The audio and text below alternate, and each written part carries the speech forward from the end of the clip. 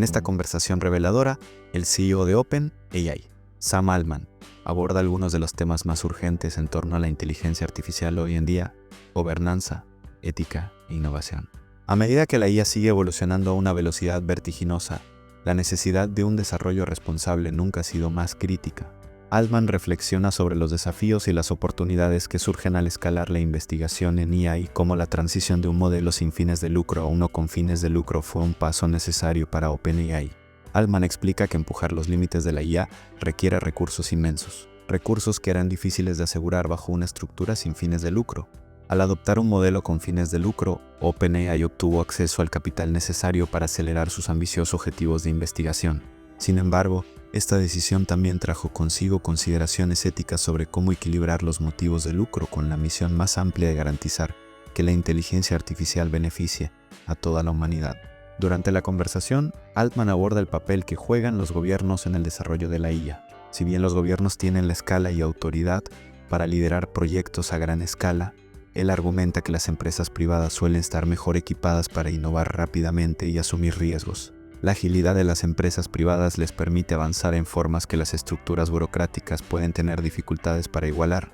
Altman establece una comparación interesante entre la regulación de la IA y sectores como el de la aviación. Así como la regulación ha sido crucial para garantizar la seguridad en la aviación, mientras se fomenta la innovación, Altman cree que una regulación cuidadosa puede desempeñar un papel similar en la IA. Para él no se trata de frenar el progreso, sino de crear marcos que aseguren que los sistemas sean seguros y éticos. Mirando hacia el futuro, Altman expresa su optimismo sobre el potencial revolucionario que tiene la IA para el descubrimiento científico. Campos como la física podrían ver avances extraordinarios gracias a que la IA ayuda a los investigadores a analizar datos a velocidades sin precedentes. Pero junto con este optimismo también surge preocupación, particularmente sobre cómo impactará al mercado laboral humano. A medida que la automatización se vuelve más común, crecen los temores sobre el desplazamiento laboral. Altman reconoce estas preocupaciones, pero enfatiza la importancia de gestionar esta transición con cuidado. Sugiere que como sociedad debemos encontrar formas para asegurar que las personas no se queden atrás mientras las máquinas asumen más tareas humanas. Altman también menciona cómo la IA podría cambiar el entretenimiento tal como lo conocemos hoy en día. Con sistemas cada vez más interactivos es posible que los humanos formen conexiones emocionales con entidades impulsadas por IA. Esto podría llevarnos hacia nuevas formas de entretenimiento inmersivo donde no solo observamos historias desarrollarse, sino que participamos activamente junto a personajes impulsados por inteligencia artificial. Uno de los desafíos más importantes que destaca Altman es alinear el comportamiento de las IAs con los valores humanos. No se trata solo de programar reglas, se trata de entender lo que quieren miles de millones de personas y encontrar maneras para que los sistemas reflejen esos deseos colectivos. De hecho, Altman cree que la IA podría incluso ayudar a facilitar un enfoque más democrático del gobierno al procesar vastas cantidades de retroalimentación ciudadana y reflejar ese consenso en los procesos decisionales. Esto podría revolucionar cómo operan los gobiernos, haciéndolos más receptivos e inclusivos. En conclusión, la visión de Sam Altman para la inteligencia artificial es aquella donde se equilibra innovación con fuertes consideraciones éticas y estructuras gubernamentales adecuadas. La tecnología tiene el poder para impulsar equidad y mejorar vidas, pero solo si es cuidadosamente guiada mediante bucles de retroalimentación que nos permitan ajustar ante nuevos desafíos emergentes. El futuro de la IA tiene un inmenso potencial, pero requerirá colaboración continua entre gobiernos, empresas privadas y sociedad civil para asegurar que beneficie verdaderamente a todos. Y aquí les dejo la entrevista completa. Recuerda que si quieres llevar tu negocio al siguiente nivel, podemos ayudarte a automatizar tu empresa y redes sociales. Solo visita nuestro sitio web triern.com para más información. Además, suscribiéndote al canal recibirás contenido exclusivo sobre inteligencia artificial, programación, tendencias tecnológicas y muchos tips para desarrolladores. So I would love if you touched on this, but just describe in a little bit more detail how and why you felt like you had to move from a nonprofit structure to a for-profit structure, and like was that like a light bulb going off? Or the simple thing was we just needed vastly more capital than we thought we could attract as not that we thought, we tried, that we were able to attract as a nonprofit. You know, we knew that scaling computers was going to be important, but we still really underestimated how much we needed to scale them. Yeah. So does that suggest that nobody can do AI as a nonprofit in any kind of a meaningful way? No, there are other things that you can do for sure, but to be at the front of scaling research, I think you probably can't do that as a nonprofit. Okay. What about as government? I mean, the government could do anything they wanted, right? Right. Well, but yes and no. So again, one of the things we try and pick at is that there's some things that firms are much better at than government. So, I mean, do you think the Department of Energy or the Department of Defense could do OpenAI as well as you guys do? So the Apollo program was pretty impressive. So do you think that could possibly be another route? I think, in some sense, in a well-functioning society, I think this would be a government project. Yeah. But that seems to be a big if. Given that that's not happening, I think it's better that it happens this way and happens, like as an American project. Okay. You also then said a couple of times that there's a role for the government, or I think you used the word society, to play in setting some of the guardrails or in directing things so that equity is built in. More than a role, Right. Maybe that's society should play the role there. But how does that society's not like a thing. No, it's a complex negotiation of a lot of different stakeholders, but we kind of do. We do this. We get this right over time. Give me an example. How do we get it right? Airplanes are really safe. Okay. Boeing problems aside, in general, airplanes have been Okay. remarkably safe. That happened largely as a result of kind of old-fashioned regulation. I would say it happened because people want to get on an airplane and know that they're not going to die, and society responds to that. Right. Well, specifically government response. Airplane manufacturers also, if they want to keep selling airplanes that people want to get Okay. on, definitely governments have a role. The scientists and engineers working on it feel a sense of obligation. I think it is a multi-party thing, but there's a huge role for regulation for sure. Yeah. And you're clearly going to be a player in this game as it unfolds, hope a so. big player. I'd put money on it. So how are you thinking about it? And I compare it a little bit, having been at HBS when the internet happened. Sort of the folks who were you when social media and the internet were happening were saying no government, cyberspace wants to be free, keep the black helicopters out of our business. How are you thinking about sort of your position vis-a-vis the government? I mean, I hope it's like a real partnership. It's been fairly constructive so far. Too much regulation clearly slows innovation. Not enough clearly leads to a whole set of other problems. Everyone agrees, I think, on those two statements. Mm-hmm. And then there's just a question of where you should be on that spectrum. Right. And do you think there's particular parts of the government that, I know you're working with DHS, but DOE, DOD, I mean, where would you most like to build bridges? I mean, look, it's easy to be too optimistic and drink the Kool-Aid too much in this, but I think this is going to touch all parts of society and thus all parts of government. Mm-hmm. But those are hard things to build. For sure. But the internet touched all parts of society pretty much. Right. But arguably we got some parts of that really wrong. I was going to say, we got a lot of that wrong. We got some parts right. And I don't think most people would say undo the internet, even with all of the problems. Yeah. Though it's kind of interesting watching my students. A lot of them, having grown up on social media, would like that part of the internet to go away. For sure. And there will be parts of AI that you would like to go away. But how many of your students would push a button and destroy all computers in the entire internet? Oh, none. Yeah. None. So there will be parts you don't like. There'll be parts your students 10 years from now don't like either. Yeah. But on the whole, yeah, I think it'll be a huge net win. And some of the students asked you this, but maybe I'll ask you to go a little deeper in it. If you think about from either the societal perspective or the commercial perspective, what are the pieces of AI that you're most excited about? Personally, I think greatly increasing the rate of scientific discovery is what I'm most excited about. I believe that is, if you zoom all the way out, that is how the world gets sustainably better. And I think doing more of that is awesome. A lot of other areas too. I think there will be incredible AI tutors, incredible AI medical advisors. But personally speaking, I'm so excited for AI for science. Yeah. In any particular parts of science? I mean, I guess if I had one personal thing to pick, I would say go solve all of physics. But no, I'm excited for it everywhere. So why all of physics? I have incredible personal curiosity, and I also believe that the more we can understand about physics, the more we can manipulate the universe. And I don't know what'll come of that, but it seems probably important to find out. Okay. So then the obvious question, what happens to the physicists? I was being a little facetious there. If there's truly no problems left in physics at all, then I don't know. What I suspect is that we answer the current questions and find more and harder and more interesting problems. So have you read this piece by John Maynard Keynes, Economic Prospects for Our Grandchildren? No. Okay, I have to send it to you. Okay. It's brilliant. So Keynes wrote it in 1930. And he's talking about what the world is going to look like 100 years hence. Oh, I know you about must, this. You must yeah. know. I didn't know this.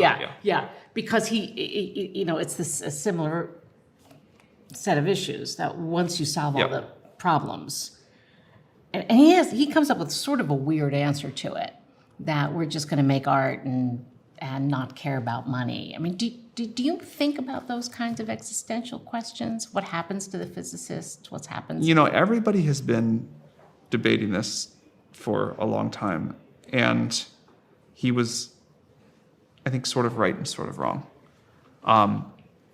There is some sense in which you could go back to the 1930s and look at a lot of people today.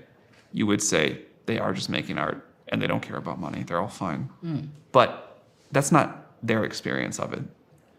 If you could look at the people today and go forward another 100 years and ask them what they think about those people of the future's jobs, we'll say, some weird definition of art, but okay, they're making art and none of them care about money. They have unbelievable material abundance.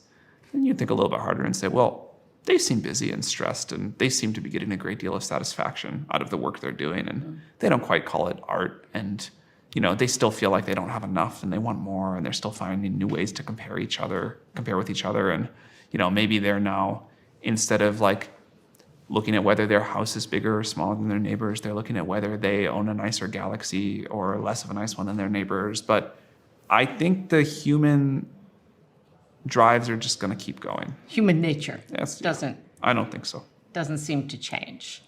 So one of the things I write about in my weird books is the prediction that we're going to fall in love with robots, which is an exaggerated version of what I actually do think is true, that we are going to embrace AI entities as emotional companions.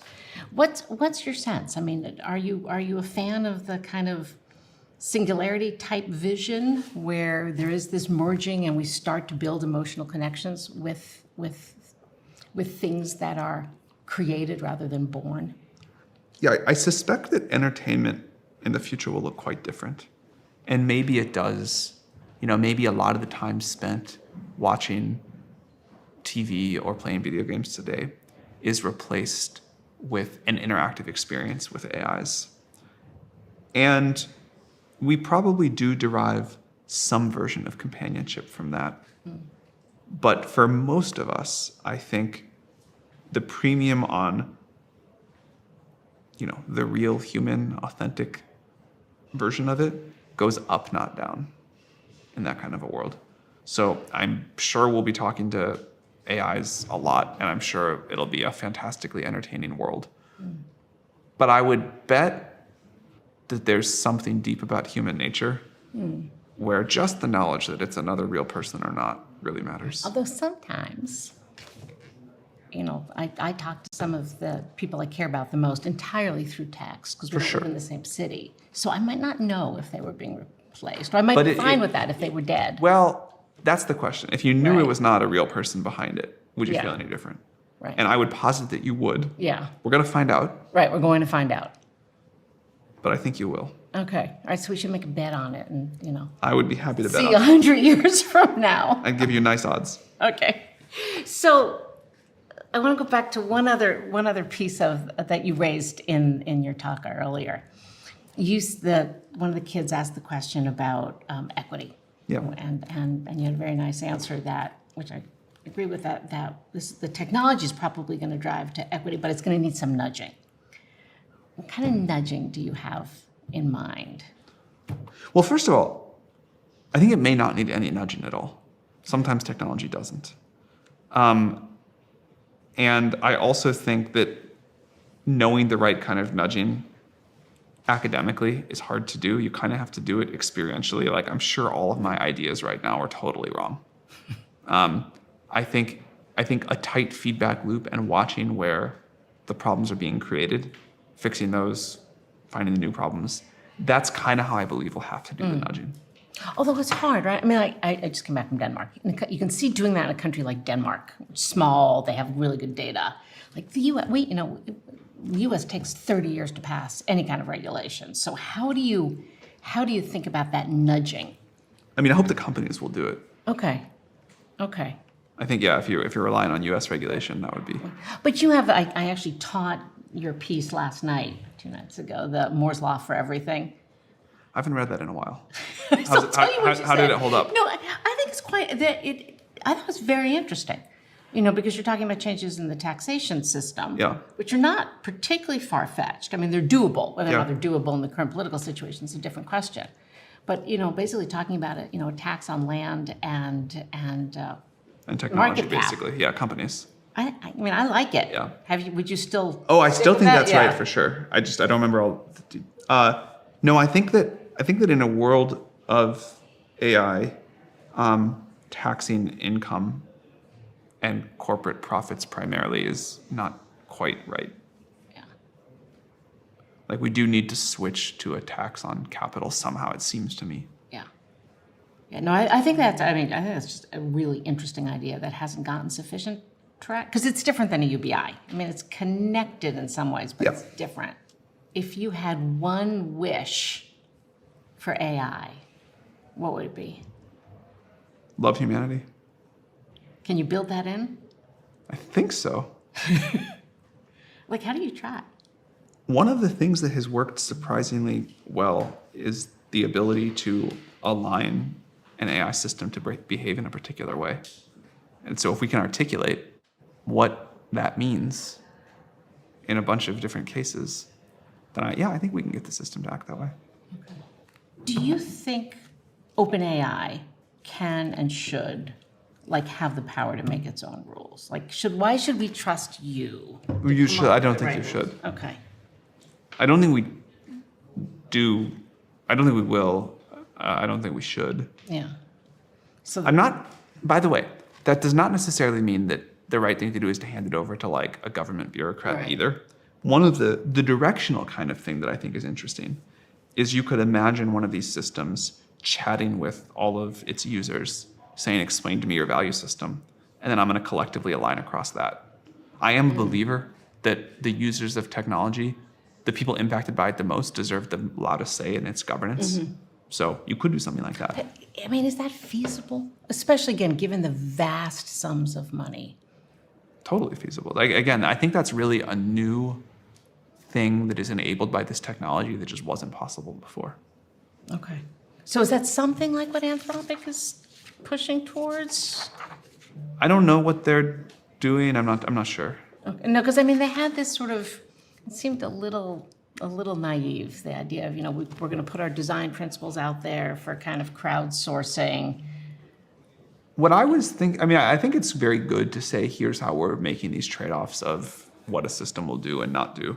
But what I was saying, what I meant more is, I'm interested in the thought experiment of an AI chats with you for a couple of hours about your value system, and does that with me and with everybody else, and then says, okay, I can't make everybody happy all the time.